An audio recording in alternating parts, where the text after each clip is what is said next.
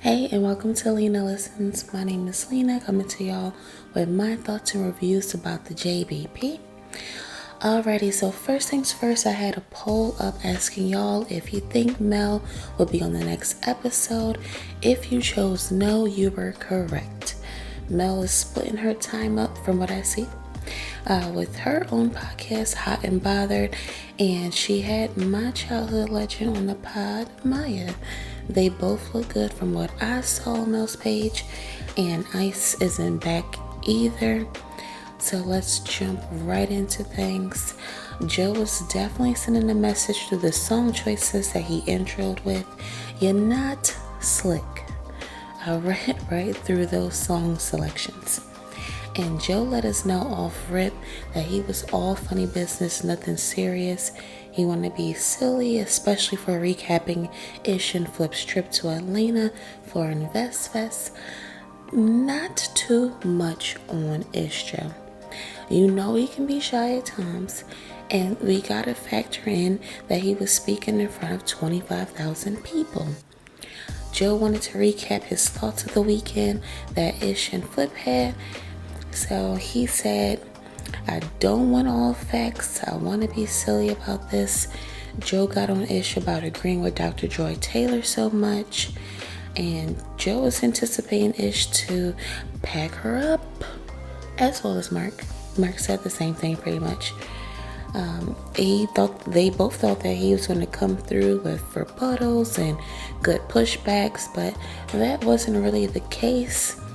Joe also got on Flip about him walking around Invest Fest and just how he was handling his interactions with the other patrons there. But if you ask me, Ish and Flip and JR all did a good job. Hella people was coming up to Flip and showing him love. I watched what he posted on YouTube and it looked cool to me. Funny how podcasts can have a 6 degrees of separation for me anyway, because they got on Mandy for being on Ish like white on rice. And you know, we all know that Ish and Mandy are friends, so he didn't want them to do too much, talk too much, or joke too much about her. I actually have a handful of pods that I listen to, and Decisions is one of them. Then they touched on Flip and Charlamagne the God, if you're unfamiliar, interaction while at Invest Fest, and Joe had a few questions for Flip, basically asking if Flip and Charlotte's interaction calls for dapping up like the way that they did. Joe even said you was all hugged up with Charlotte, although you seen them shots that he shot at Parks and Mill. Now, I just mentioned 6 degrees of separation. I listened to Brilliant Idiots too. And Charlotte said over the weekend, it's not a ranked thing. Like, it's not 1 through 44. It's just lists. It's just a list. It's like a list. So you have your talent section, you have your executive section, you have a few agents, and then for some reason they had Andrew Schultz as a talent after all the agents and everybody else, after the agents and executives. But I was watching somebody and they were saying that there was numbers when it's not numbers. And they was like, Joe Rogan's number 17. And then somebody in the room goes, well, his videos don't really go as viral as they used to. That's great. And I'm like, you don't even know what podcasting is about.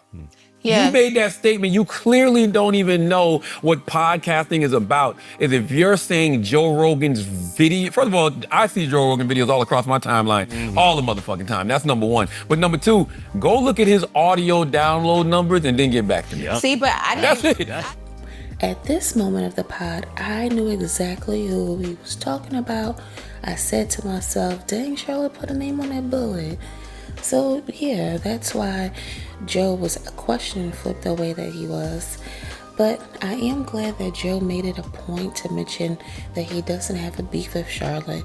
He ended that segment with a great message.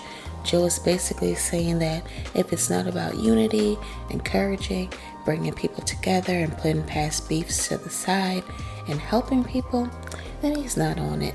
He cleared that right on up. that there's no beef in these spaces. And I personally like that. I really do.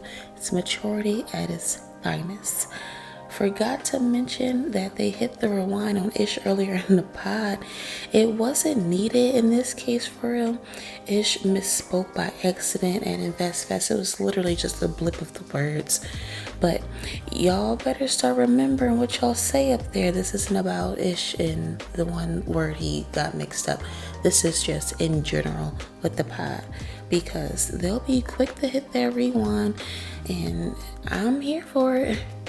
Show it in real time with them, and they're going to do it to prove a point. So tighten up. Slide it on over to the tech space. Smart idea to save the tech talk to Ice. I instantly thought, man, y'all better leave this Apple segment to Ice. Y'all know he watches each and every single town hall meeting. You know he watched it. You know he's gonna watch it. So let him go further, get deeper into this for y'all. Right before sleepers, Joe betted Ish $1,000 if he could think of 17 current rappers. The way I was shouting names at my screen, are y'all able to name 17 current rappers? He eventually got it. So if you're able to do so, think of 17 and let me know how long it took you to get to those 17. So all in all, this was a really chill pod. They recapped InvestFest. Good job, Ish. 25,000 people to speak in front of is a lot, especially when you have Flip Center front recording you. Be proud of yourself. You know, you did a great job to me. Let me know what were some of your key takeaways from this episode. Y'all know I love to hear them. Also, real quick, Mark suggested having Dr. Joy Taylor on the pod one day.